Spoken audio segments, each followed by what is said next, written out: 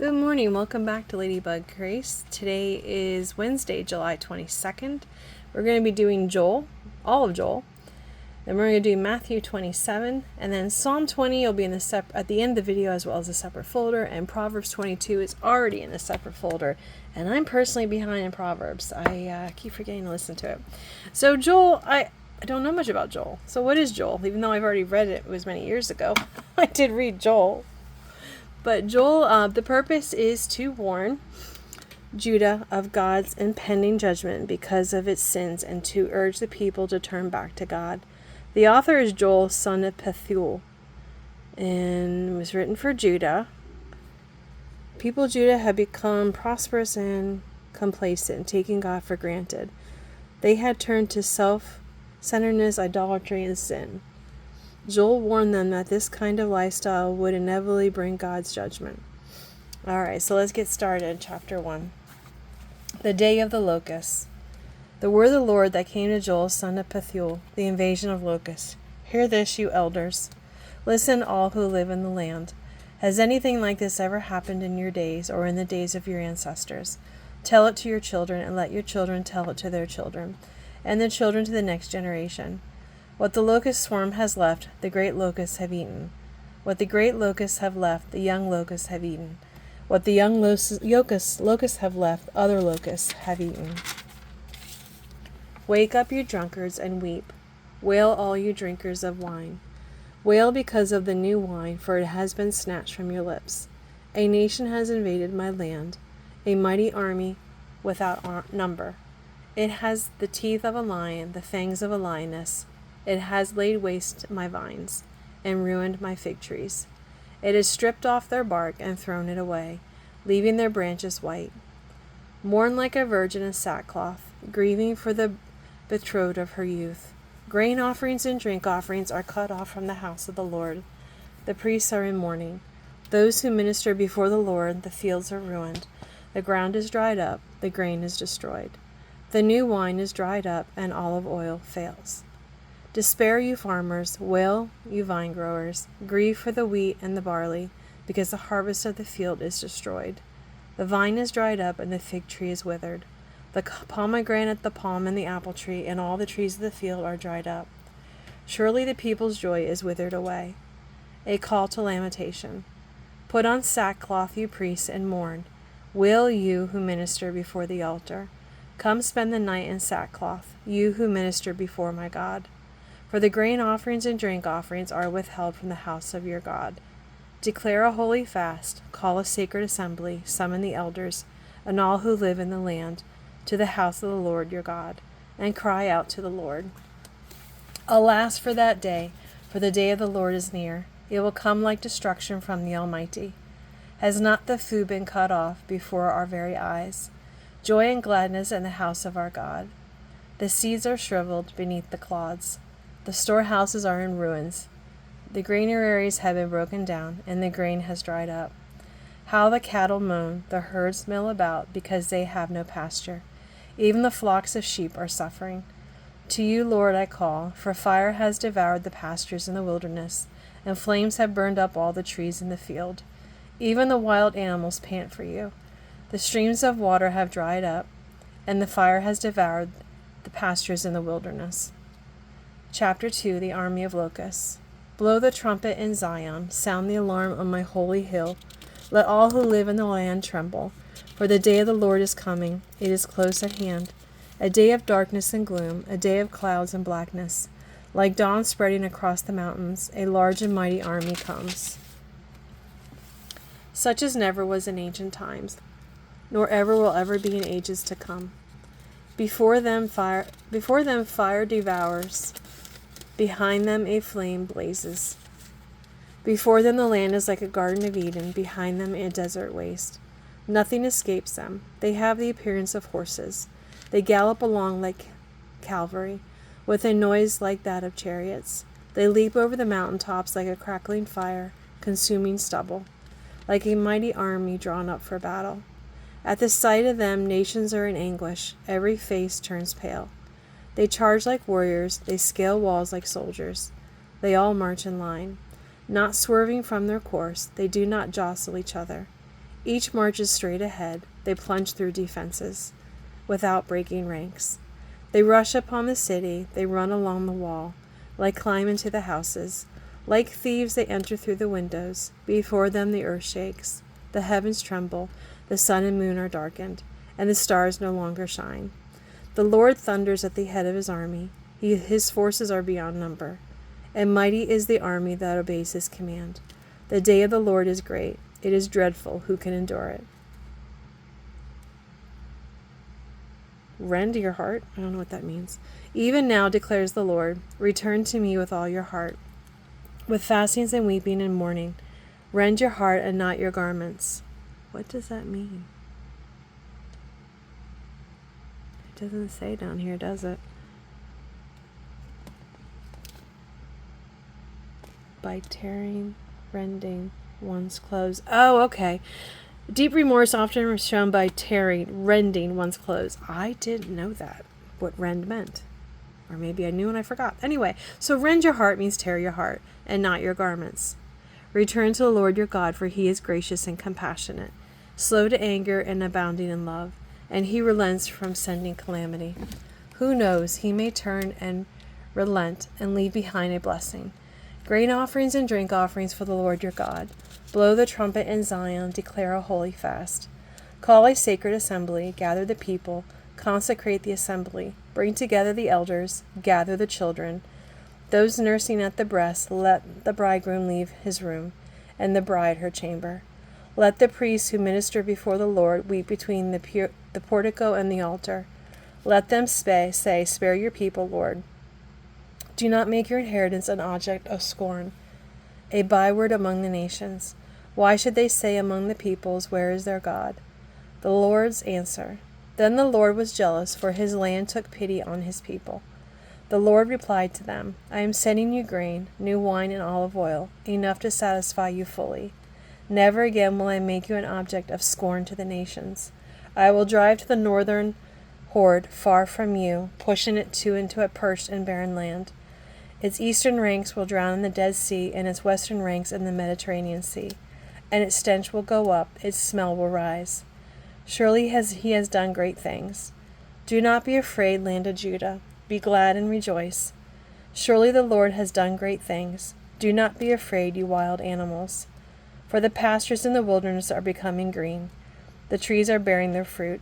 The fig tree and the vine yield their riches. Be glad, people of Zion. Rejoice in the Lord your God. For he has given you the autumn rains because he is faithful. He sends you abundant showers, both autumn and spring rains as before. The threshing floors will be filled with grain. The vats will overflow with new wine and oil. I will repay you for years the locusts have eaten, the great locust and the young locust, the other locust and the locust swarm. My great army and I sent among you. You will have plenty to eat until you are full, and you will praise the name of the Lord your God, who has worked wonders for you. Never again will my people be shamed. Then you will know that I am in Israel, that I am the Lord your God, and that there is no other. Never again will my people be shamed. The day of the Lord, and afterward I will pour out my spirit on all people. Your sons and daughters will prophesy. Your old men will dream dreams. Your young men will see visions. Even on my servants, both men and women, I will pour out my spirit in those days. I will show wonders in the heavens and on the earth, blood and fire and billows of smoke. The sun will be turned to darkness and the moon to blood, before the coming of the great and dreadful day of the Lord, and everyone who calls on the name of the Lord will be saved. For on Mount Zion and in Jerusalem there will be deliverance, as the Lord has said, even among the survivors whom the Lord calls. Chapter 3, The Nations Judge. In those days and that time, when I restore the fortunes of Judah and Jerusalem, I will gather all nations and bring them down to the valley of Jehoshaphat. There I will put them on trial, for what they did to my inheritance, my people Israel, because they scattered my people among the nations, and divided up my land. They cast lots for my people, and traded boys for prostitutes. They sold girls for wine to drink. Now what have you against me, Tyre and Sidon, and all the regions of Philistia? Are you repaying me for something I have done? If you are paying me back, I will swiftly and speedily return to your own heads what you have done. For you took my silver and my gold, and carried off my finest treasures to your temples. You sold the people of Judah and Jerusalem to the Greeks, that you might send them far from their homeland. See, I am going to rouse them out of the places to which you sold them, and I will return on your own heads what you have done.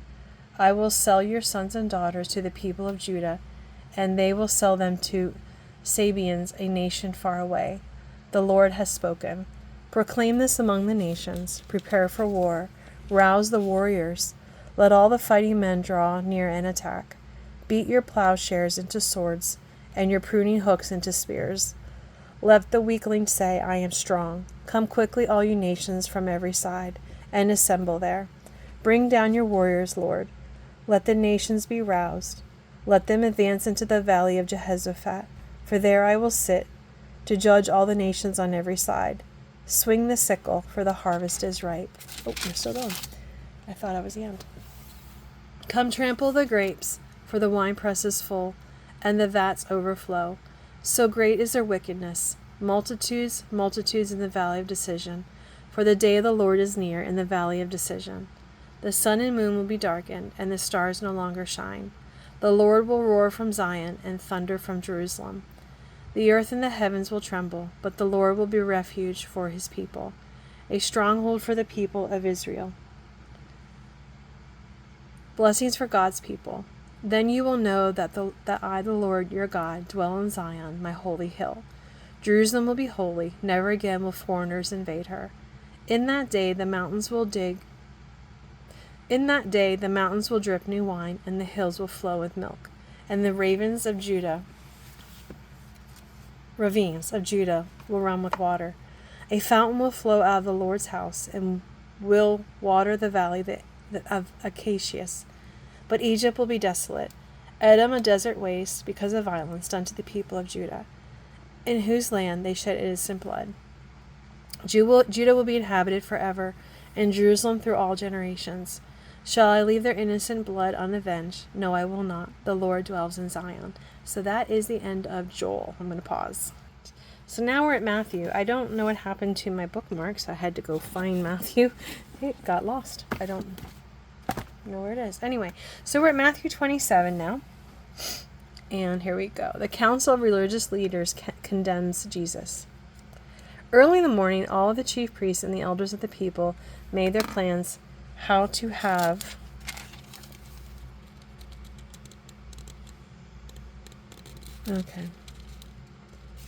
Jesus executed. I lost my spot. So they bound him, led him away, and handed him over to Pilate, the governor. Judas hangs himself. When Judas, who had betrayed him, Jesus, saw that Jesus was condemned, he was seized with remorse and returned the 30 pieces of silver to the chief priests and elders. I have sinned, he said, for I have betrayed innocent blood. What is that to us? They replied. That's your responsibility. So Judas threw the money into the temple and left. Then he went away and hanged himself. The chief priests picked up the coins and said, it is against the law to put this into the treasury since it is blood money. So they decided to use the money to buy the potter's field as a burial place for foreigners. That is why it's been called the field of blood to this day. Then what was spoken by Jeremiah the prophet was fulfilled.